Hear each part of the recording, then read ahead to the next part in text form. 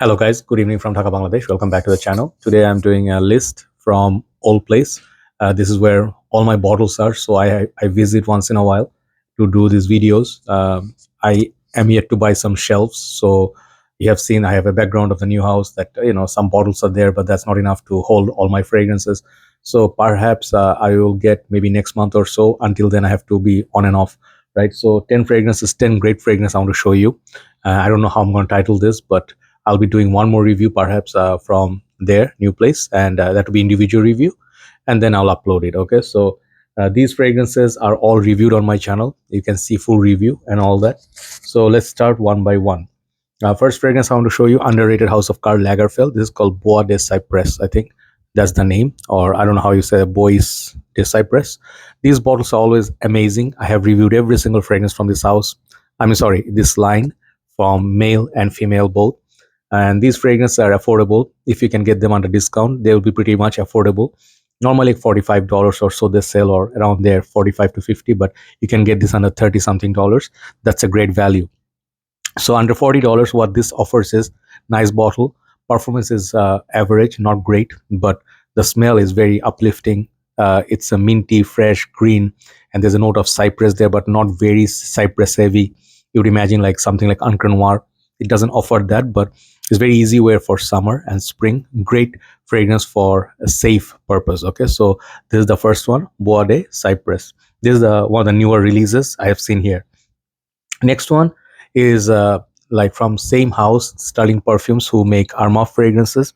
This is their this house is called Hamidi, and this is called Addicted Divine Red. So this one, you see the bottle presentation is very beautiful, and these are I think 120 ml or so. I don't remember, 120 ml. Yeah. So they have few from this line. I think so far 5 in this line. Some are inspired by Creed, like I have Aventus, Melissa Imperial, Silver Mountain Water. Then they made a clone of I think Blood de Chanel, and this is Baccarat Rouge. So from the red bottle, as you can see, it's very gorgeous bottle, and it looks very premium. The prices are cheaper than Armaf, but still not cheap. But these fragrances are alcohol free. It means they are more on dense on oil, so projection is kind of less. Longevity is very good. But from my Hamidi Addicted Intense, which is Aventus clone, I noticed after 1 year of keeping the bottle in the shelf, it got stronger and it got more noticeable. So same thing with these. So yeah, you have to, what you're gonna do. But this is one of those best Baccarat Rouge clean inspired version, which doesn't have that dirty vibe. I don't get that. I'm wearing this. It's a very nice little Baccarat Rouge inspired fragrance, and I think this is a great buy if you like value. This 120 ml, so it will serve you for a long time, and it also has no alcohol. The next one is a designer house of Azzaro, my favorite house. This is Azzaro Chrome EDP. So there are tons and tons of these flankers: Extreme, Aqua, and then Parfum, then Chrome Legend, Chrome United, Pure. Yeah, I don't even remember. There's a, I think something pole, the something dedicated to polar bears in the Arctic area. Anyway, so Chrome basically is the original one. I have somewhere there. Chrome basically is there is the Chrome there. So 200 ml. So that is a very sharp, soapy, floral perfume, which sometimes can be headache inducing, very long lasting. But this is more polished. These new lines are more polished and they smell like this, like the pebble shaped bottle. Very nice aquatic fragrance. You can get definitely more depth from this than average your blue fragrances. This one is office friendly. It has like notes. It smells like more than just your typical run in the mill blue fragrance with excellent performance. Chrome EDP, definitely highly suggested. The prices are more, but it's quality. Next one is House of Joop. This is Joop Homme Le Parfum. So I bought this fragrance as a partial, and I did review because I saw the note of iris in there. And trust me, this is one of the most underrated fragrances that don't get the hype or love because it's the house of Joop. Joop doesn't sell scent-free bottles. So this one, if you like Dior Intense, Valentino Uomo Intense, this is not a dupe of any of that. It has that iris, but it also has the sweetness of Joop, but the tone down. Like original Joop Homme, I have somewhere at the back. That is floral, cinnamon, kind of like a strawberry syrupy. This thing is much more modern, and if you like the sweet trend, it is one of the best fragrances for fall and winter. You can give it a try. Joop Homme Le Parfum. Next one is a discontinued fragrance. I think this is from House of Kenzo. This is Low Kenzo Intense. The name is at the side. And take a look at the bottle. It is a pretty unique shaped bottle. These bottles are obtained from, I think, Low Par Kenzo. I used to own that. And this is a flanker to that, I guess. This fragrance is very like much you can say, yes, it smells somewhat like Invictus, but it takes that DNA and makes it better. So it sort of like migrates, not migrates, it's like sort of like a combination of Invictus-ish sweetness, then it goes to Low Par Kenzo.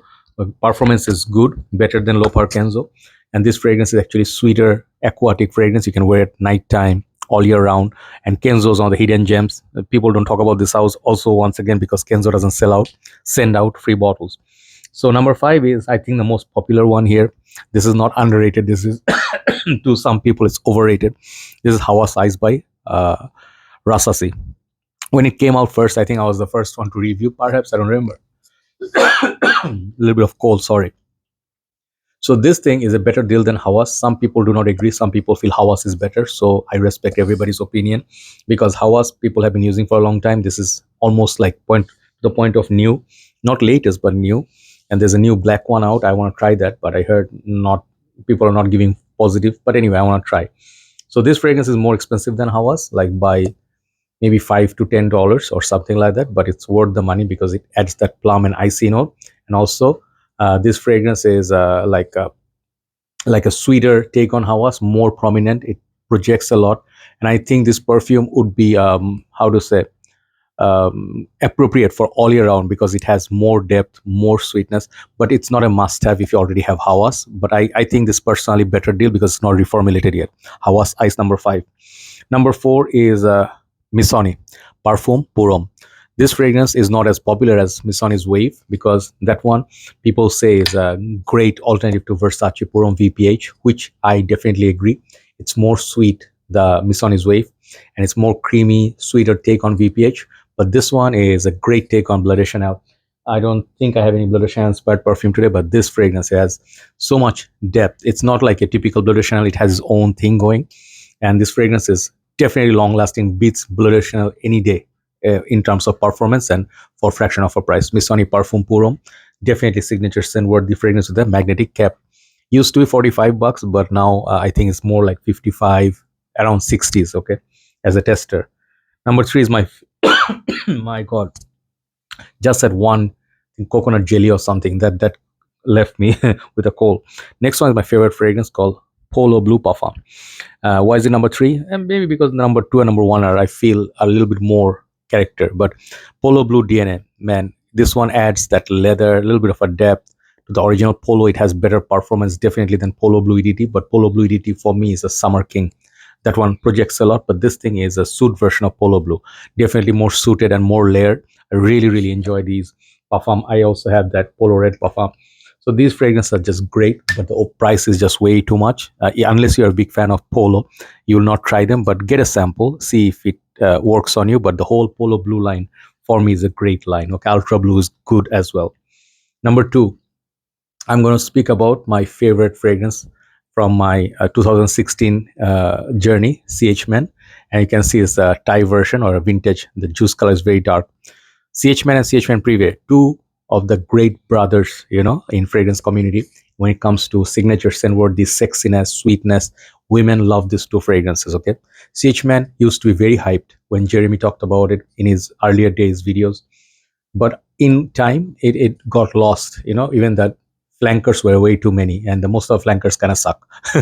CH Man Sport, maybe some people say it's good, but for me it was below par. And then some of the other ones, they just smell very similar to each other. Okay, Africa King, and then the Scorpion version. Like, so many of them I bought, but they're way expensive. So original CH Man is the magic. Some people say CH Man Privé is better. I would say, yeah, sexier, yeah, more boozy, sweet whiskey. This one, you don't get the booziness, you get the sugar, you get a sugar cane, you get that sugar note, and you also get the leather. Very sexy perfume. I wear it even in summers. 2 sprays of this is very potent now because it's been in market for a while. CH Man, like number 2, the vintage version. Try to get a vintage that will be more rich. You get all the notes. Number 1 today, I would again bring this back in my top 10 list because I Love this. This is one of my signature scents. Does not get the recognition it deserves, but this perfume is one of the best masculine fragrances ever in this budget. Even if it becomes under 80 bucks, I will still buy it. That's called Dunhill Icon. I recently got a new bottle and you can see it's full. I have another bottle almost finished. I'll use that until that one finish. I'll keep this in the box. Dunhill Icon, one of the more accomplished fragrances in the fragrance community. Why is highly regarded by me? Because this is my own discovery. This and Sike Reveal, these two perfumes, I sniffed in a shop and then I bought them after saving some money in Malaysia. And that time there was no hype in this on this. There are like some talk from Dan Norton, maybe a few other reviewers, but did not get the love it deserved. And some people say this is younger brother to Terre d'Hermes. Honestly speaking, I do not see the connection that much. Okay, there are some sort of vetiver connection perhaps, but this is way more modern and more value. Longevity is great. It has a little bit of a leather as masculinity. It has neroli. Very, very beautiful fragrance. Okay, you put this on, you forget about you're wearing a Dunhill perfume. You know, people judge by the brand. I'll tell you, do not do that, please, kindly, because some fragrances smell very up close. If this was a Chanel release or Dior, just giving you an example, people like be happily paying. If this was Hermes, for example, people pay the same price you pay for Terre d'Hermes, like the $100 plus bottles, Gibri or something. This is as good as those or better. Okay, for me it works. So Dunhill Icon always has been my go-to guy. It's a great fragrance, signature scent worthy. So these are the 10 fragrances I wanted to show you. Do let me know like what are your favorite underrated fragrances. Also, two fragrances I ordered. Perhaps I'll get them tomorrow or day after. I'm very excited about those because I ordered two powerhouse fragrances. Those are not in my collection ever. One is a Lapidus fragrance, other one I forgot the name, but I'm very much looking forward to review them. So hopefully you will enjoy those as well. Have a nice day. Thanks for watching, guys. And I think I'll sign out. I'm feeling a little bit under the weather because the weather has been very bad and I've been running and working too hard. So I have to take care of my health. Perhaps we'll go and get some rest in my new place. And perhaps late night I will upload one more. I have a Hugo Boss sample review coming. Take care and I'll see you soon. Bye-bye.